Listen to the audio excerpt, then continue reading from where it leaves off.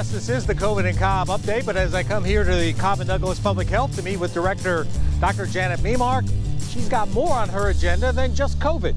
Yeah, we have lots of topics to talk about today, lots of viruses, but yeah, we'll start off with COVID. So there's been a lot of developments recently, so we thought we would catch up with what's going on. So a lot of you may know we have another mini surge happening right now, and it's nothing like what we saw in the winter, so that's very important. But the difference is a little bit is that, you know, our immunity is waning a bit by this point, and so people may have, you might be a few months out from either having COVID or getting one of your shots. And we have a new development in the shot, so we thought we would talk about that today. So far we have an increase of 22% from last week in the number of cases, and 66% increase over the last 14 days. We have had an increase in our hospitalizations. So like in our regional hospitals, we have seen almost a doubling of hospitalizations, but there are low levels that are doubling. So it's not like they're very, very high hospitalizations, they're quite low. So we've been in good shape, but deaths have gone down. Now this is one of the variations of the Omicron. So this is the BA.2121, and we are up to 42% in Georgia right now for this one. And this is a circulating virus. It is very, very contagious. And the reason why I want to talk to you as well is because you may be like me. I know a lot of people that have it right now, and we're back into society, and so most of us are going to be pretty safe, but there are a few of us that may not be, right? And so the people we're most concerned about are people that are immunocompromised or older. And so if you haven't gotten your booster in a while and you're eligible for that next booster, it's important that you think about it at this point, because as we're back into society, back into, you know, getting together, you're still at risk, and so we want to really take care of our vulnerable populations. You mentioned the booster shot, but what about these? I think, you know, we've talked before about people are done with these. A lot of people are. Yes. But should you consider this again? Yeah, so this is all kind of individual. Now, we're not asking people to mask at this point. But if you were one of those folks, if you are immunocompromised or elderly, and you need to go into higher risk settings, you should think about it, right? Or if you're going to go be around immunocompromised folks and you're that person that's out and about and you're going to go see somebody else that's immunocompromised, you should probably mask up. That's, you know, during this time. We're still at kind of what's considered low transmission, but we have a lot of community transmission even though hospitalizations are not too high.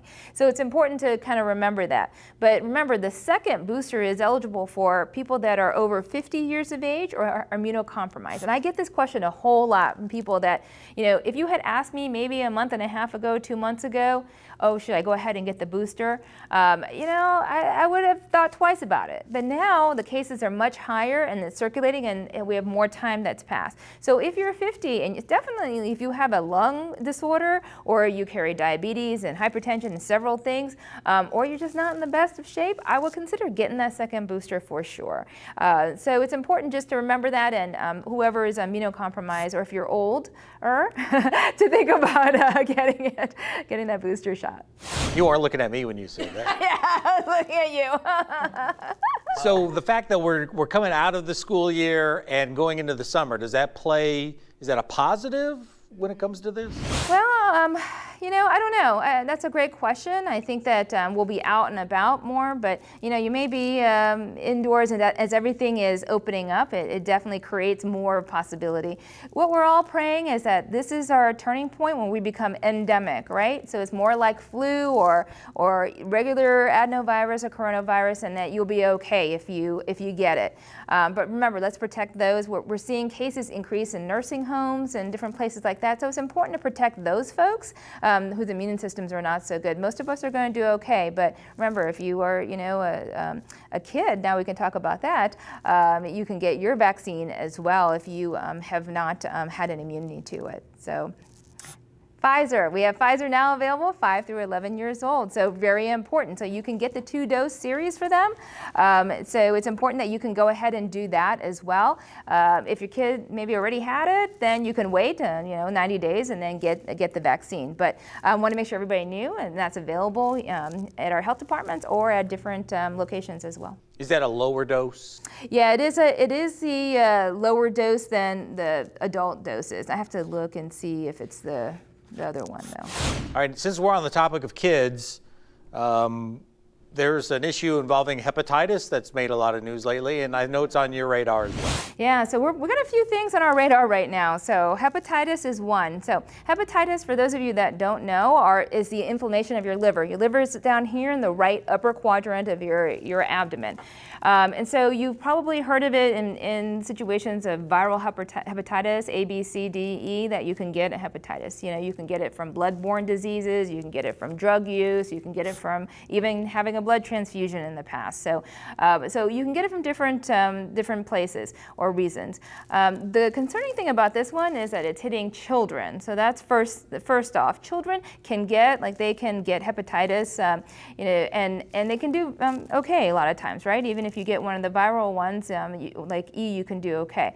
But this one, though, is a little bit different. So there's no viral hepatitis that's associated with it, and they're seeing a few kids that are having some very dire consequences. They've had some deaths with it, but they've also had multiple liver transplants, which is highly unusual. And so we have had 180 cases that are being looked at right now, and so they're just trying to identify. This is very early. They're trying to figure out what it is that's kind of causing this. They think adenovirus may have some involvement, but they're not sure yet, so they're really looking at this. So what's important for parents to know, so you're not going to know probably if your child has hepatitis or not. Remember, it's up in that right upper quadrant, so you may have some pain in that area. Nausea, vomiting, and fevers can come with it. But one of the things to know is if you can see the yellowing of the skin or yellowing of the whites of your eyes, that can tell you that there may be hepatitis involved. So make sure you reach out to your healthcare professionals. They are on alert for this right now. So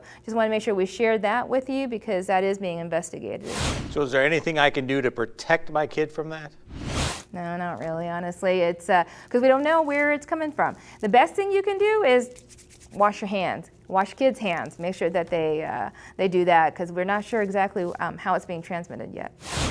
Okay, I think the news just likes this term monkeypox. I think so too. And so you hear a lot about it, but when you hear about it, the information can be a little misleading about it. So what is it, and should I, as a Cobb County resident, be concerned about it? So this is new stuff that's been coming out, and so they have had several clusters of monkeypox. So monkeypox is obviously a viral illness that can be transmitted from animals. And in the past, we have investigated monkeypox before through the health department. It's usually in travelers. So travelers that, usually they go to West Africa and interact with monkeys and might have gotten bitten or scratched or something.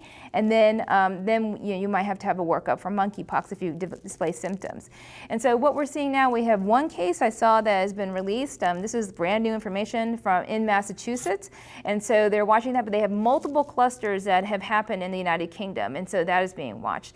So who are they looking for, right? So first of all, if you develop some of these symptoms, which are kind of like pustular, rash-like symptoms that will crust over, it does kind of look like kind of like chickenpoxy type of thing. If you develop something like that with the fever and lymphadenopathy, those kind of symptoms, you should probably think about it as if you've traveled to one of these countries like West Africa, maybe had some interaction with animals first, so that would probably make us think twice about that. Also, if you've been around somebody else that had these symptoms and then all of a sudden you display the symptoms, then that is also a flag. But also they are seeing it in people that may have had interactions with other folks, and so it's sometimes men that have intimate relationships with other men. You can see it as well, and so sometimes they're seeing that because it can be around like the genital area as well, and then so it doesn't display all over your body, so you may not know. And so if you have been with somebody that also had those symptoms, then that's something else to think about. So you can kind of see the trend here. Either I've been to West Africa and around animals, or I've been around somebody, either in an intimate, non-intimate way, that had also symptoms. Then you can definitely reach out to your healthcare provider, or you can reach out to the health department that may be able to help you and direct you. But we're keeping an eye on this one too. It's very, very new. And it's in Massachusetts, not in Cobb County. It's not in Cobb County. Remember, though, if you played with monkeys in West Africa, though, and you get pustules, and you might want to call. Check my calendar, but I don't think that applies to me.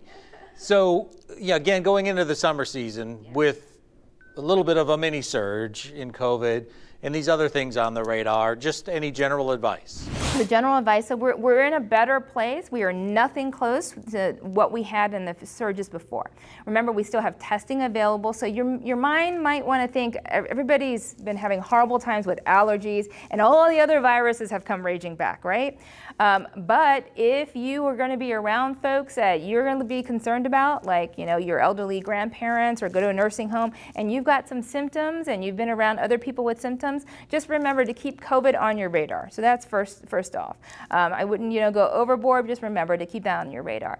And if you're immunocompromised, or you have children that you're worried about their exposure, remember to get their vaccines or their booster shots. And this is a good time to get it because we have the cases circulating much more widely. So previously I was like, you can wait a little bit, but now it's if you're out and about and you're immunocompromised, I would probably get the booster shot. So main thing, so be safe and just keep aware of all these different things that are floating around right now.